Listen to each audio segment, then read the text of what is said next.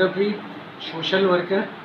जो आज की डेट में सिचुएशन चल रही है कोरोना की, जिससे हर आम आदमी अफेक्टेड है, उसके बारे में मैं कुछ अपने व्यूज़ प्रकट करना चाहता हूँ।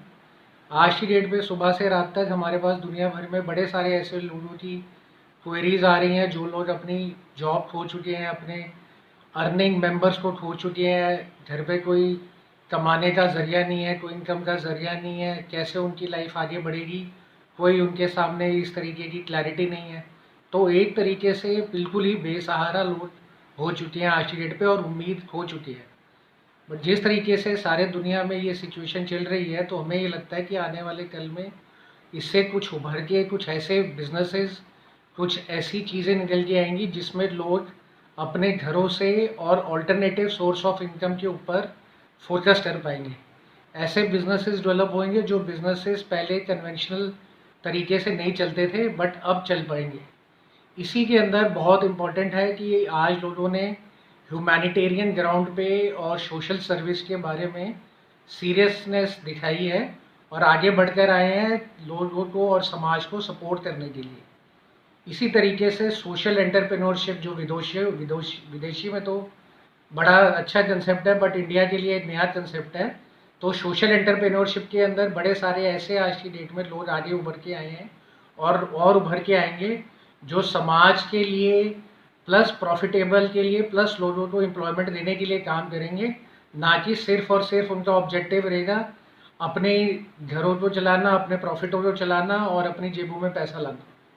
इससे लोगों की तरफ, एक तो मानवता की तरफ काफ़ी बढ़ोतरी होगी, प्लस छोटे छोटे कारखाने खुलेंगे, जो कारखाने लोगों को उनके घरों से ही कमाने के लिए ज़रिए पैदा करेंगे। तो हमें लगता है कि इसको निराशा की बजाय एक उम्मीद की तरीके से देखा जाए, और आने वाले कल के लिए जो बच्चे हैं, युवाएं हैं और जो महिलाएं हैं जिनके घरों से अर्निंग मेंबर चले गए हैं, उन सब के लिए एक ऐसा प्लेटफॉर्म क्रिएट होगा जिस प्लेटफॉर्म से वो अपनी जिम्मेदारियां और अपना भविष्य सही तरीके से चला पाएंगे।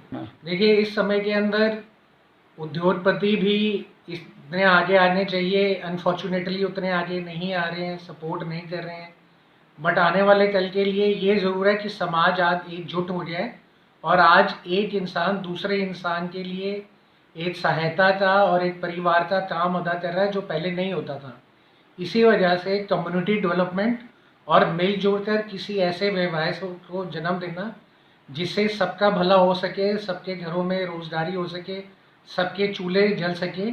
तो कम्युनिटी डेवलपमेंट के हिसाब से और सोशल एंटरप्रेन्योरशिप के हिसाब से ये चीज़ें अब उभर के आएंगी, जो अनफॉर्चुनेटली पहले ख़त्म हो गई थी। और जो पहले एनजीओज़ को और एनजीओज़ की कंट्रीब्यूशन सोसाइटी में जो थी कम हो गई थी, और हर बंदा सिर्फ सरकार के भरोसे और सिर्फ बड़े बड़े उद्योगपतियों के भरोसे ही अपने घर को, अपने भविष्य को देखता था, आज उन लोगों को इन संस्थाओं की इम्पोर्टेंस और इन संस्थाओं को मजबूत करने की भी जो आज की डेट पे है वो पता चलेगा। तो मुझे लगता है ये एक नए नज़रिए से देखा जाए तो काफ़ी ही एक नए सूर्य की और एक नई तरीके से उजागर होने की एक मुहिम चल सकती है। देखिए, आज की डेट पे ये समझ आ गया है कि आप बड़े बड़े बिल्डिंगें बना दें, बड़ा इंफ्रास्ट्रक्चर क्रिएट कर दें, बड़े ऑफिसेज बना दें, बड़ी ज़्यादा कंस्ट्रक्शन कर दें, उससे काम नहीं चलेगा। बट काम चलेगा उसमें जिससे पब्लिक को बेनिफिट हो, पब्लिक को सहायता मिले। आज की डेट में पब्लिक हेल्थ केयर सिस्टम पूरे इंडिया में कोलैप्स कर गया।